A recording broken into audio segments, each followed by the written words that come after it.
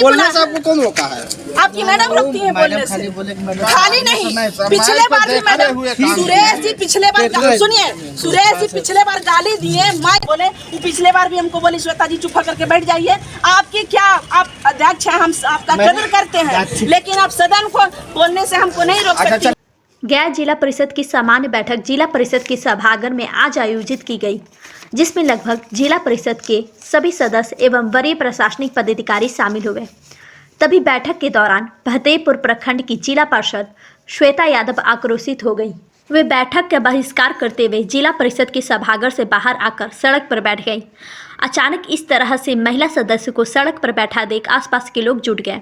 उनका आरोप है कि बैठक के दौरान जब अपने क्षेत्र की समस्याओं को सदन में रखने लगी तो जिला परिषद की अध्यक्ष नैना कुमारी के द्वारा बोलने से रोक दिया गया। इसी से नाराज होकर वे सड़क पर बैठ गई।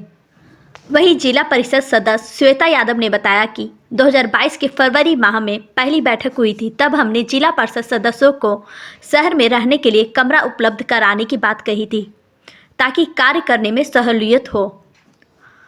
हम लोग काफ़ी दूर सुदूरवर्ती क्षेत्र से आते हैं, ऐसे में यहाँ शहर में रहने की व्यवस्था ना होने से काफ़ी समस्या होती है। पिछली बैठक में भी इस बात को रखा गया था, लेकिन प्रोसीडिंग में इस बात को हटा दिया गया। आज की बैठक में भी हम अपने क्षेत्र की पेयजल, सड़क, स्कूल सहित अन्य कई समस्याओं को रखने का काम कर रही थी। तभी जिला परिषद अध्यक्ष नैना कुमारी हमें बोलने से रोकने लगी। उनका कहना था कि हम अपने क्षेत्र की समस्याओं को ना रखें।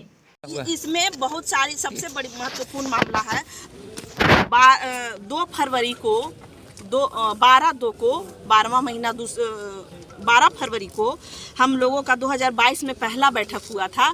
उसमें सर्वसम्मति से सबसे पहला बात था कि सभी जिला परिषद सदस्यों के लिए, जो भी है स्त्री पुरुष सारे के लिए, 1-2 रूम का हो या 1 रूम का हो, छोटा छोटा बिल्डिंग में मकान के रूप में एक दे दिया जाएगा तो गया में रहने के लिए और काम करने के लिए सुविधा होगी।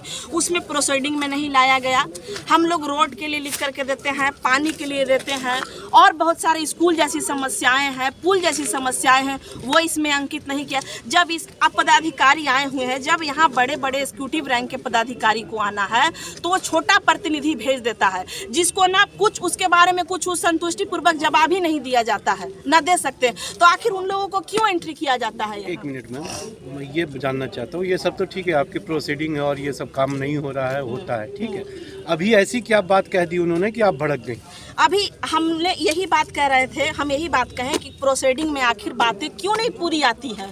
तो 1 मिनट भी हमें बोलने नहीं दिया जा रहा। कह रहे हैं बैठ जाइए, आप बैठ जाइए, दूसरा मुद्दा आएगा। तो पहले हमारा मुद्दा समाप्त हो तब ना दूसरा मुद्दा लाइएगा। सबसे आप लोग खुद मीडिया के भाई हैं, हम आप लोग से भी आग्रह करते हैं। उन्होंने केवल बैठने की बात आपको बार बार कहा, वो बार बार पिछले बार से हमें कह रही हैं क्या मत बोलिए, क्योंकि सदन में हम बोलते हैं, इसलिए हमको जो लोग सवाल उठाता उनको बैठा दिया जा रहा है कि आप बैठ जाइए। इस बात से आप नाराज? हम नाराज हैं, क्योंकि सवाल आप उठाने नहीं दीजिएगा तो पदाधिकारी आए, कैसे उनसे बात होगी? वो क्या कहें? आखिर क्यों कच्ची? आज़ादी के बाद मेरे क्षेत्र में 5 ऐसे सड़क है जो आज़ादी के बाद अभी बना नहीं है, तो हम किनसे बात करेंगे, किनसे सवाल करेंगे? क्या चाहती हैं? वो सड़क बने, हम लोग को बोलने का कम से कम 5 मिनट बोलने का भी दीजिएगा ना समय, कि 5 मिनट भी बोलने का समय नहीं दिया जाएगा पार्षद को। तो पार्षद सिर्फ यहाँ दस्तखत करने के लिए आते हैं, क्या करने के लिए आते हैं?